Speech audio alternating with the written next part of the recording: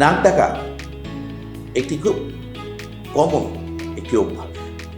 দেখা গেছে যে এই নাক ডাকা বংশগতভাবে অথবা কেউ যদি স্থূলকায় হয় বা অতিরিক্ত বয়স, এবং মহিলাদের ক্ষেত্রে সাধারণত দেখা যায় মেনোপজের পর নাক ডাকার প্রবণতা অনেক বেশি হয়।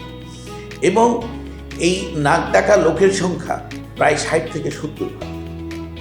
অনেকের মধ্যে একটি শঙ্কা কাজ করে, নাক ডাকা মানে কি স্লিপ অ্যাপনিয়া কিনা। নাক ডাকা রোগীদের স্লিপ অ্যাপনিয়া হয়, কিন্তু নাক ডাকা মানেই স্লিপ অ্যাপনিয়া নয়।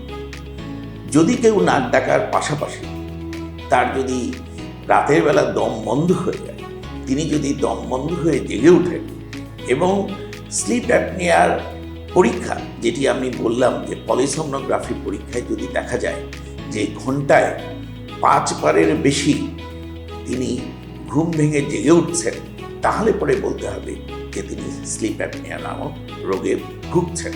এবং সেই ক্ষেত্রে স্লিপ অ্যাপনিয়ার যেসব জটিলতা, যেমন অতিরিক্ত স্ট্রোকের প্রবণতা, হার্ট অ্যাটাকের প্রবণতা, হৃদস্পন্দনের এলোমেলো গতির প্রবণতা, এমনকি অকস্মাৎ মৃত্যুর প্রবণতা, তারপর যৌন ক্ষমতা হ্রাসের প্রবণতা, এই ধরনের প্রবণতাগুলো থেকে আপনি যদি রক্ষা পেতে চান, তাহলে অবশ্যই আপনার স্লিপ অ্যাপনিয়ার চিকিৎসা করুন।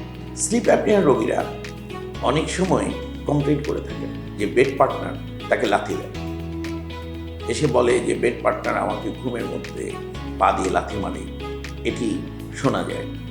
এই ধরনের ঘটনাকে আমরা রেস্টলেস লেগ সিনড্রোম বলি। আরেকটি ঘটনা হয়, সেটিকে বলে periodic leg movement disorder. Restless leg syndrome sleep apnea ছাড়া সাধারণত গর্ভবতী মহিলাদের হতে পারে। কারো যদি রক্তশূন্যতা হয়, সেক্ষেত্রেও কিন্তু রেস্টলেস লেগ সিনড্রোম হয়ে থাকে।